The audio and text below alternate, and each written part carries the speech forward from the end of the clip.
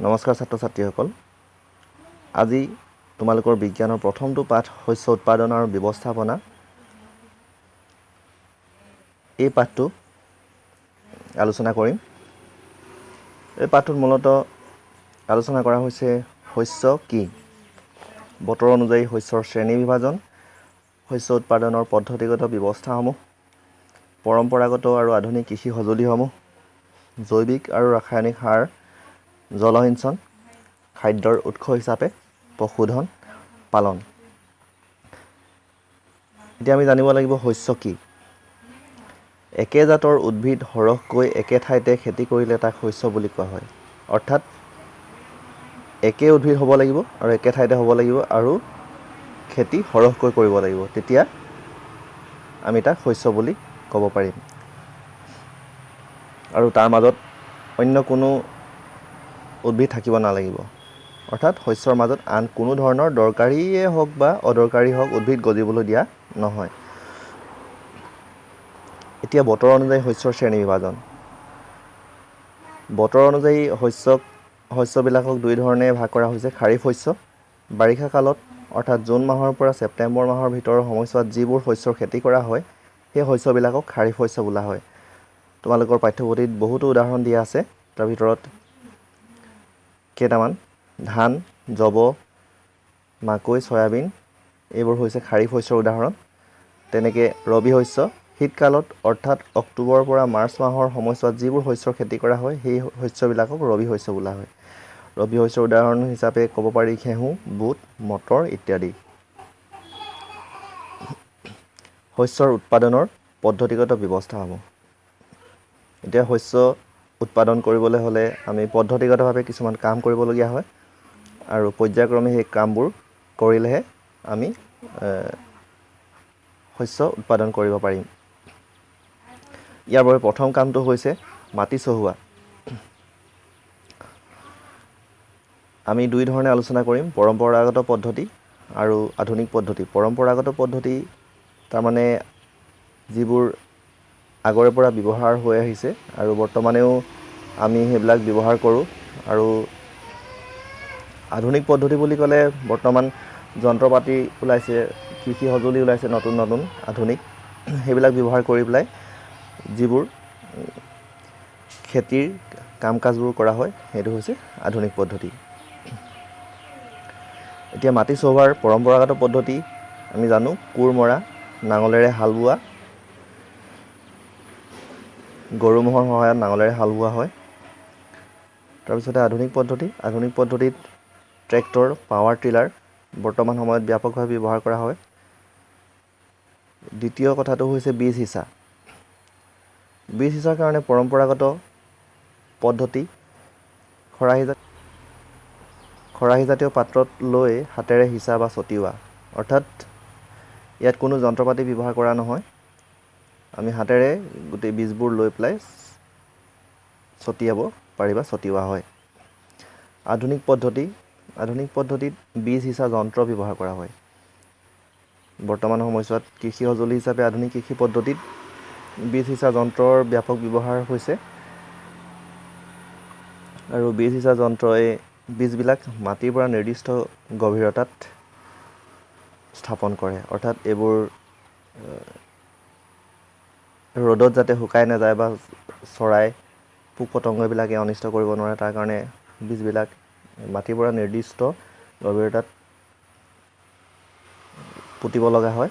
সেই কামটো বীজ সিঁচা যন্ত্ৰবোৰে ধুনীয়াকৈ সেই কামটো কৰে। তাৰপিছতে আছে জৈৱিক আৰু ৰাসায়নিক সাৰ প্ৰয়োগ। জৈৱিক আৰু ৰাসায়নিক সাৰ বুলি ক'লে দুই ধৰণৰ সাৰ: জৈৱিক সাৰ জীৱৰ লগত জড়িত, ৰাসায়নিক সাৰ কাৰখানাত প্ৰয়োগ কৰা হয়। জৈৱিক আৰু ৰাসায়নিক সাৰৰ বিষয়ে আমি কিছু আলোচনা অলপ পিছত কৰিম। শস্য উৎপাদনৰ কাৰণে জৈৱিক আৰু ৰাসায়নিক সাৰ প্ৰয়োগ কৰাটো নিতান্তই আৱশ্যকীয় কথা। তাৰপিছতে আছে জলসিঞ্চন।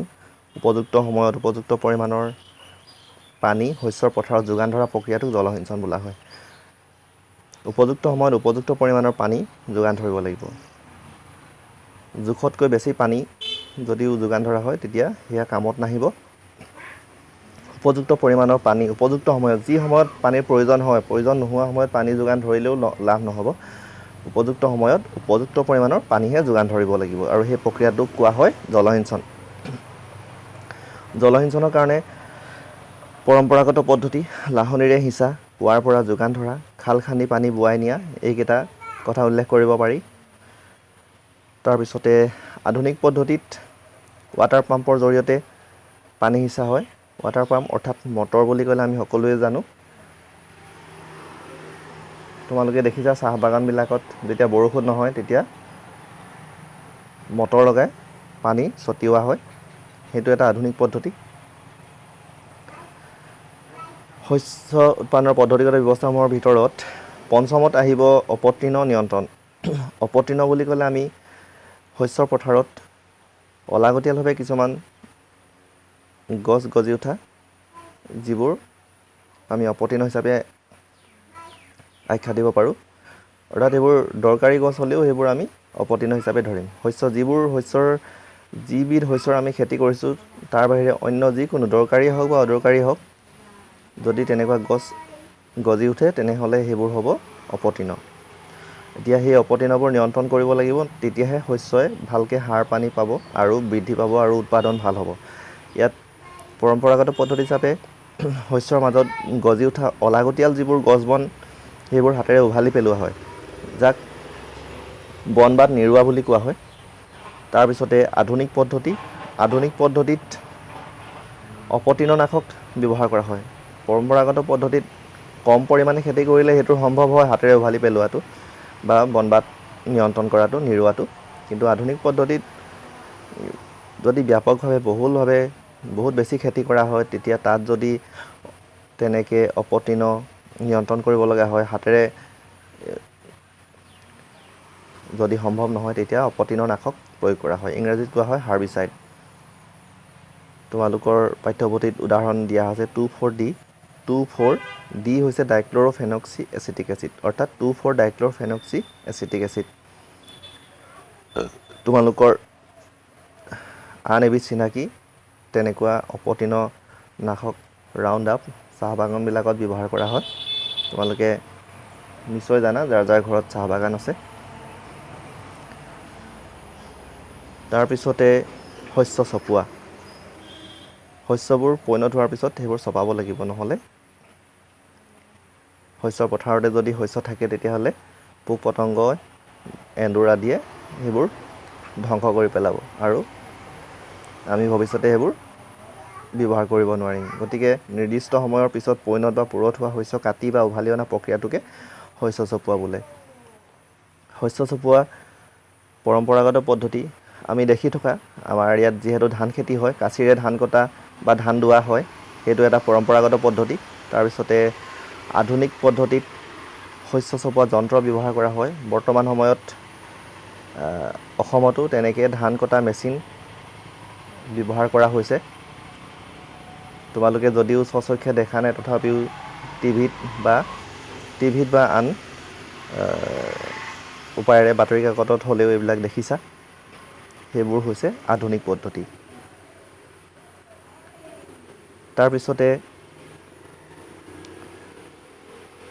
শস্য চপোৱাৰ পিছত আৰু কেইটামান কাম কৰিব লগা হয় মৰণা মৰা শস্যৰ বীজবোৰ ইয়াৰ গা গছৰ পৰা পৃথক কৰা প্ৰক্ৰিয়াটোক মৰণা মৰা বোলা হয় শস্যৰ বীজবোৰ কাটি বা উভালিহে শস্যৰ গছবোৰ কাটি বা উভালিহে নিয়া হয় কিন্তু বীজবোৰ ইয়াৰ শিহত লাগি থাকে আৰু সেই শিহৰ পৰা ইয়াক পৃথক কৰা যিটো প্ৰক্ৰিয়া সেই প্ৰক্ৰিয়াটোক মৰণা মৰা বোলা হয় মৰণা মাৰিবৰ কাৰণে পৰম্পৰাগতভাৱে ভৰিৰে ধান মৰা হয় বা খুঁটিত মৰিয়াই বীজবোৰ পৃথক কৰা হয় তদুপৰি বলদ বা মহেৰে মৰণা মৰা হয় এটা সময়ত ভৰিৰে ধান মৰা দৃশ্যটো প্ৰত্যেক অসমীয়া মানুহৰ ঘৰত এটা সুলভ দৃশ্য আছিল কিন্তু বৰ্তমান সময়ত এই প্ৰক্ৰিয়াটো লাহে লাহে কমি গৈছে তাৰ ঠাইত আধুনিক মৰণা মৰা যন্ত্ৰ আৱিষ্কাৰ হৈছে বা ব্যৱহাৰ কৰা হৈছে বৰ্তমান অসমত লাহে লাহে আধুনিক এনেকুৱা মৰণা মৰা যন্ত্ৰ ব্যাপকভাৱে ব্যৱহাৰ হোৱা দেখা গৈছে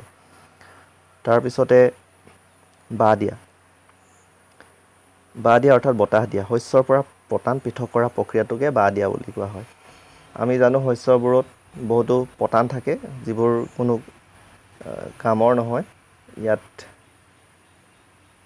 ভাল শস্যবিলাকৰ মাজত এইবোৰ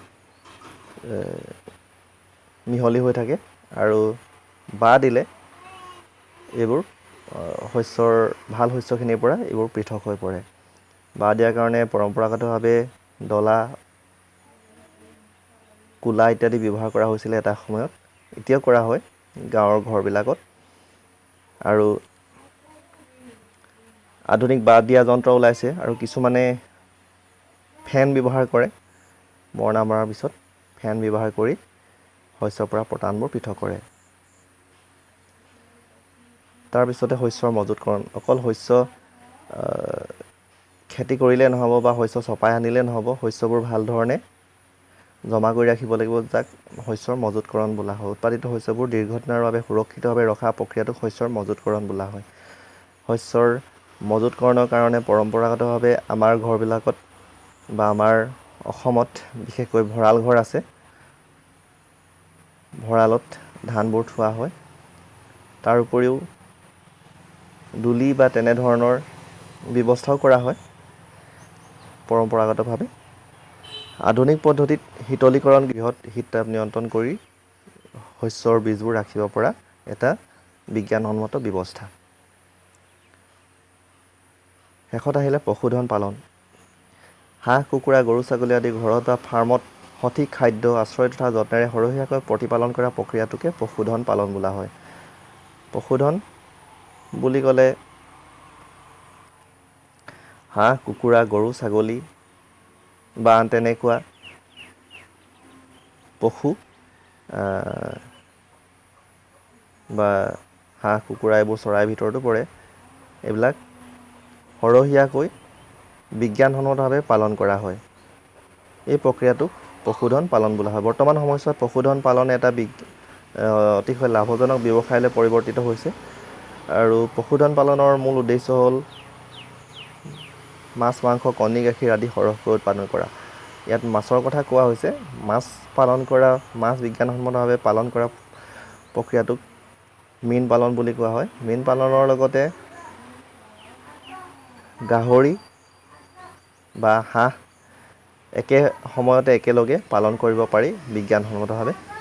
এইবোৰৰ কথা তোমালোকে নিশ্চয় অলপ শুনিছা বা জানিছা।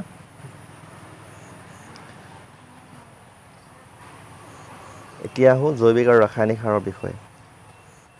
জৈৱিক সাৰ জীৱৰ লগত জড়িত, অৰ্থাৎ এইবোৰ কিবা নহয় কিবা প্ৰকাৰে জীৱৰ লগত জড়িত হৈ থাকে।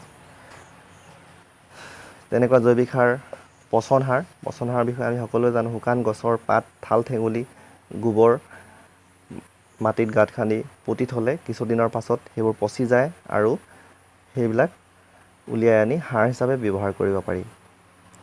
তাৰপিছতে কেঁচু সাৰ। কেঁচু সাৰ আন একো নহয়, কেঁচুৰ মল বা বিষ্ঠা।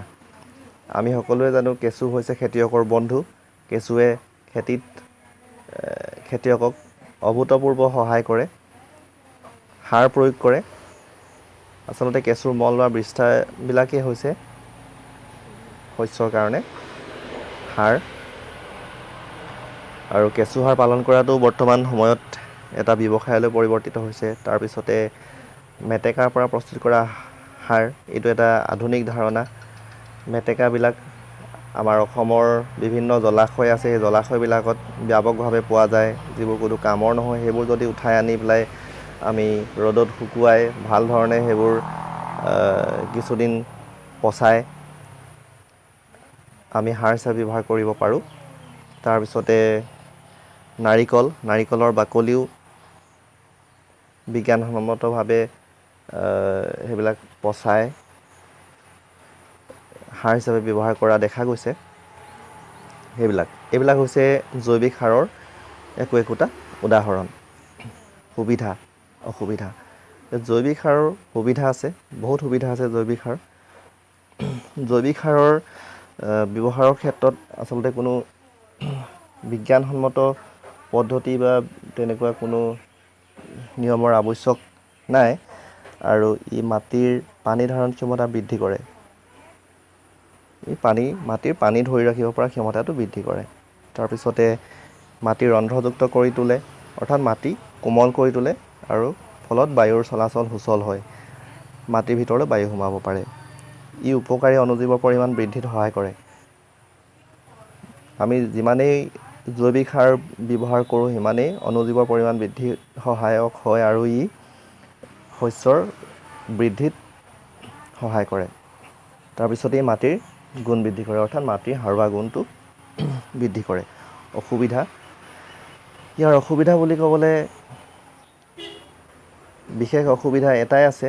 ইয়াত আমি যদি সৰহীয়াকৈ খেতি কৰিব লগা হয় বা সৰহীয়াকৈ আমি জৈৱিক সাৰ ব্যৱহাৰ কৰিবলগীয়া হয়, তেতিয়াহ'লে সৰহকৈ জৈৱিক সাৰ উৎপাদন কৰাটো এটা সমস্যা হিচাপে পৰিগণিত হয় বা সমস্যা হিচাপে থিয় দিয়ে। তাৰপিছতে আছে ৰাসায়নিক সাৰ।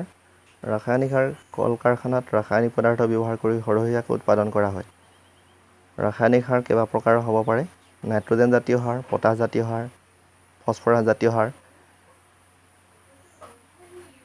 এইবোৰ বেলেগে বেলেগে উৎপাদন কৰা হয় বা বেলেগে বেলেগে ব্যৱহাৰ কৰা হয়। নাইট্ৰজেন জাতীয় সাৰ, পটাছ জাতীয় সাৰ, ফছফৰাছ জাতীয় সাৰ হিচাপে বেলেগে বেলেগে, কিন্তু আটাইকেইটা মিহলি কৰি একেলগেও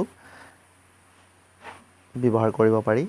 ইয়াৰ সুবিধা আৰু অসুবিধা। সুবিধাবোৰ, ৰাসায়নিক সাৰৰ সুবিধা আছে। ৰাসায়নিক সাৰ আমি যদি বহুত ব্যাপকভাৱে খেতি কৰিব লগা হয়, তেতিয়াহ'লে জৈৱিক সাৰৰ ব্যৱহাৰ কৰাৰ ক্ষেত্ৰত কিছু সীমাবদ্ধতা আহে, গতিকে ৰাসায়নিক সাৰ ব্যৱহাৰ কৰিবলগীয়া হয়। আৰু অসুবিধা হিচাপে আমি ইয়াৰ পৰিমাণটো জানিব লাগে। যদিহে আমি যিমান মাটিত খেতি কৰিছোঁ সিমান মাটিত উপযুক্তভাৱে ৰাসায়নিক সাৰ প্ৰয়োগ কৰা নহয় বা প্ৰয়োগ কৰিব নাজানিম, তেতিয়া আমাৰ উৎপাদন বৃদ্ধি সলনি উৎপাদন হ্ৰাস পোৱাৰ সম্ভাৱনাও থাকে। আচলতে বিজ্ঞানসন্মত যিটো নিয়ম, নীতি নিয়ম মানি চলিব লগা হয় সঠিকভাৱে এই ক্ষেত্ৰত।